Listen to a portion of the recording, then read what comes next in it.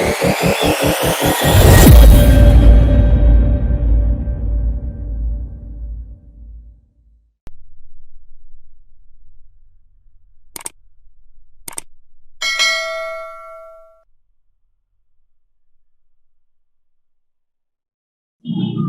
pakan kambing domba, ini kan judul kita hari ini tentang pakan dasar. Ya sebetulnya pakan dasar dari kambing domba ya nggak jauh tentang rumput dan rumput ya kan. Kalau kita next bahas tentang yang lainnya, itu mungkin udah judulnya lain lagi. Jadi kita bahas yang dasar-dasar dulu aja.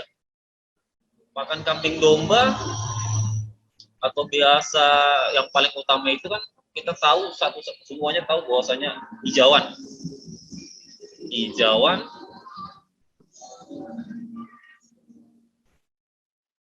Oke dok, coba di yang siap.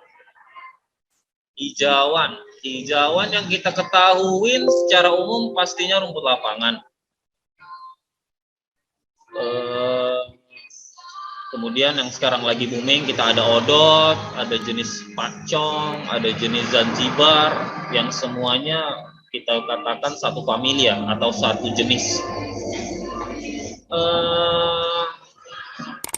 70% seperti yang Dr. Adil tadi sampaikan di awal pendahuluan, 70% memang pakan peternakan kambing domba tuh ya kekuatannya kita pastikan di pakannya. Oke, kalau kita nggak siapin pakannya pasti agak repot di peternakan kita sendiri. Apalagi sampai beli rumput atau stok nggak memadai, pasti peternakan kita babak belur. Next dok. 3 poin utama di kekuatan peternakan pakan, genetik, manajemen. Kali ini kan kita bahas pakan.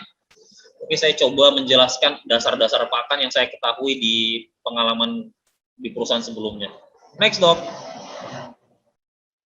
Jadi pakan kambing domba itu kan sebetulnya ada 3. Cuman saya tidak sebutkan yang ketiga itu lebih ke minor, seperti premix, mineral, garam, seperti itu. Untuk pakan dasar saya hanya bahas pertama pasti di hijauan rumput, dan yang kedua hasil samping pertanian dan perkebunan, yang mana kita di Sumatera Utara kekuatan kita untuk kambing domba itu memang di pakannya, sumber pakannya. Oke, kita bahas di pakannya. Oke, next dok. Di sini saya tampilkan dari hijauan. Hijauan ini hijauan saya sendiri yang saya tanam di Namorambi. Tampilan yang pertama tadi juga hijauan saya sendiri. Di mana saya nyiapin sekitar setengah hektar rumput. Ada 3 jenis, pacong, odot, sama zanzibar. Kalau yang tampilan sekarang ini adalah odot sebelah kanan, sebelah kirinya pacong. Kenapa saya tampilkan hijauan yang ini? Karena memang kita sekarang berbicara tonase. Karena kita pasti mimpi pengen punya ya 500 ekor atau 1000 ekor. Karena kalau kita nggak nanam, kita nggak bakal bisa populasi ribuan. Itu hal yang paling utama yang memang harus disiapkan di awal. Karena kalau kita berharap rumput lapangan, nggak bakal mungkin kita bisa punya ribuan. Oke, next dok.